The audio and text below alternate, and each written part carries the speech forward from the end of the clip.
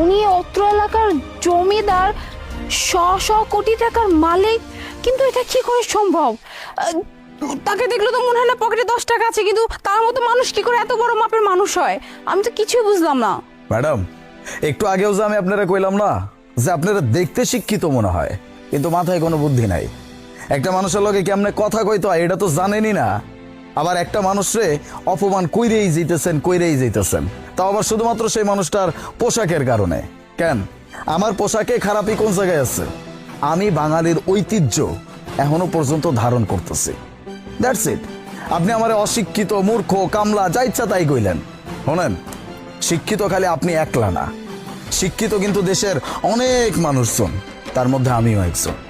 আমিও পড়াশোনা করছি, ওই টুকটাক ইংরেজি আমিও কইতে পারি। সুন্দর স্মার্ট পোশাক আশাক পরে আমার সামনে খাড়া আছেন বইলা নিজেরা যদি আপনি কোটিপতি ভাবেন, আর আমারে এরকম পোশাক আশাক পরে থাকার কারণে যদি সামান্য একজন কামলা ভাবেন, তাইলে এটা আপনার চিন্তার ভুল।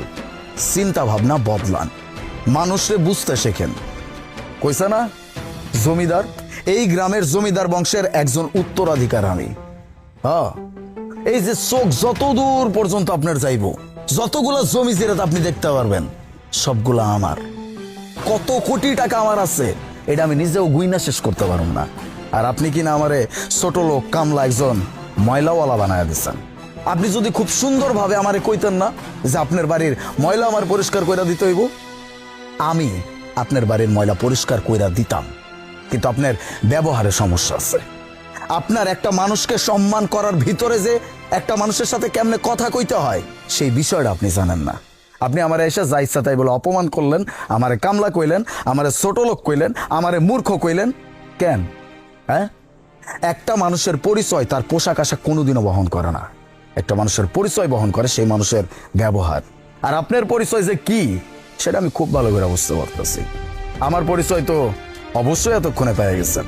আর এই যে মিস্টার বয়ফ্রেন্ড, কালো ধান্দাবাজ, কোনো সমস্যা নাই। আপনার ব্যবস্থা আমি খুব তাড়াতাড়ি করতেছি। আর আপনাকে বলছি, মানুষকে সম্মান করতে শেখেন। যদি সম্মান করেন তাহলে সম্মান পাবেন, আর যদি সম্মান করতে না পারেন তাহলে মানুষের কাছ থেকে ঠিক সেটাই পাইবেন সেটা আপনি সামনের মানুষটারে দিবেন। আসসালামু আলাইকুম। আসলে হয়েছে কি আমি বুঝতে পারি নাই। আর বেবস, আমার না একটু 2 নাম্বার চাপছে, ওয়াশরুম যাইতে হবে। তুমি থাকো, আমি আইতেছি। আরে তুমি কোথায় যাচ্ছ? আপনার গুন্ডা বয়ফ্রেন্ড আপাতত আর ফিরবে না। যাই হোক, সংযত হন, নিজেরে শুধরান। চলো না।